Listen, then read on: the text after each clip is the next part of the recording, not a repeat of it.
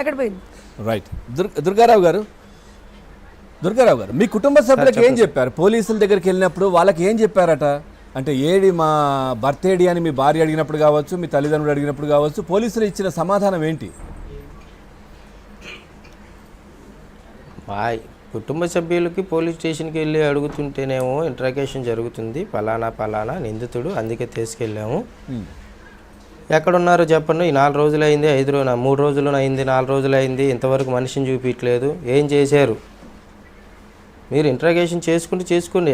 ఎక్కడ చేస్తున్నారు, ఎన్ని గంటలు చేస్తున్నారు, తప్పేమైనా చేశాడా, తప్పు చేస్తే చూపించండి, తప్పులు లేనప్పుడు మనిషి ఏడి అని మా ఫ్యామిలీసు, మా ఒడ్డెర కులస్తులు, అలాగే ప్రెస్ వాళ్ళు మొత్తం రోడ్లు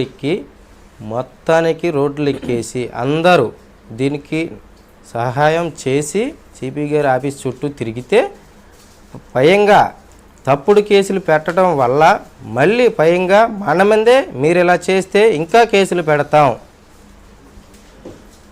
అని బెదిరింపులు.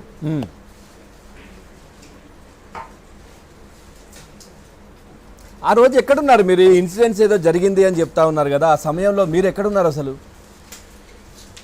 ఆ ప్రాంతంలోనే లేరా? ఇన్సిడెంట్ జరిగినప్పుడు సింగినగర్ ఒడ్డరి కాలనీ ఆర్చి అని ఒకటి ఉంటుంది సార్. ఓకే.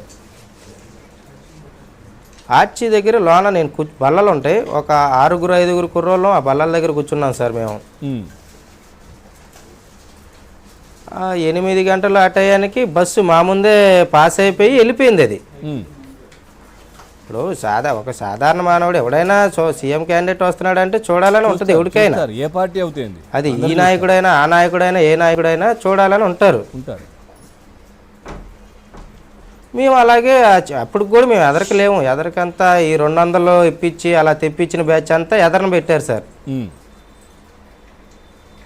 మేము వెనక నుంచి నిలబడేసి ఇక సర్లే చూసేసి వెళ్ళిపోదాం మనం, ఇక ఎందుకులే మనం కూడా ఎదరుంటాం బాగోదులే అని ఆ వెనక నిలబడి చూసి నిదానంగా మేమున్న 5-6 బ్యాచ్ నిదానంగా టీ తాగుదామని మేము అక్కడి నుంచి వెళ్ళిపోయాం సార్. అక్కడి నుంచి వెళ్ళిపోయి డాబాకోట్ సెంటర్ 2 బంకులు బ్యాక్ సైడు ఒక టీడీపీ ఆఫీస్ ఉంటుంది సార్. రీసెంట్గా అది 2-3 వారాల క్రితం ఓపెన్ అయింది.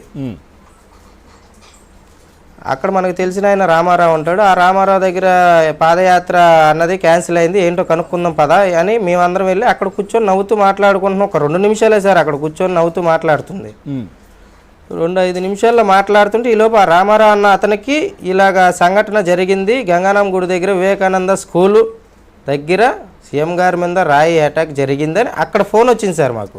ఓకే. అక్కడ ఉన్నవారు ఎవరో ఫోన్ చేశారు, అక్కడ ఉన్నవాళ్ళు ఎవరో అతనికి చేశారు. సంఘటన జరిగింది వివేకానంద స్కూల్ దగ్గర గంగానమ్మ గుడి ఉంది, అక్కడ జరిగితే సింగినగర్ డాబాకొట్లు సెంటర్ ఒడ్డరి కాలనీలో కుర్రవాళ్ళు ఏం చేశారు సార్ మీకు? అంతే కదా, కాలనీ దగ్గరే ఉంది కదా, అక్కడ కూడా ఒక బ్యాచ్ ఉంది, వాళ్ళని పట్టుకోవచ్చు కదా. కాలనీ ఏమే లోపు దొరికామా? మిమ్మల్ని అడిగే వాళ్ళు ఎవరు లేరు కదా, మీ గురించి పోరాడే వాళ్ళు లేరు. అదే సార్, ఇప్పుడు మా వడ్డర్లు చేసిన తప్పేంటి? మేము ఎంత నీచంగా కనపడుతున్నాం ఏంటి సార్ వీళ్ళకి? ఓట్లకి అయితే మాత్రం అడగడానికి వస్తారు ప్రతి ఇంటింటికి, అమ్మ ఓటే అని. ఇవాళ కొత్త షిఫ్ట్ మన వైసీపీ వాళ్ళు స్టార్ట్ చేసుకున్నారు అనుకుంటారు, రేపు కేసులు పెట్టడానికి కూడా వడ్రోలు పనికొస్తున్నారులే మనకని. ఈ మధ్య కాలంలో ఆ లోకల్లో వైసీపీ అంటే ఎవరో చేసిన దానికి మా మీద నిందలేయడం,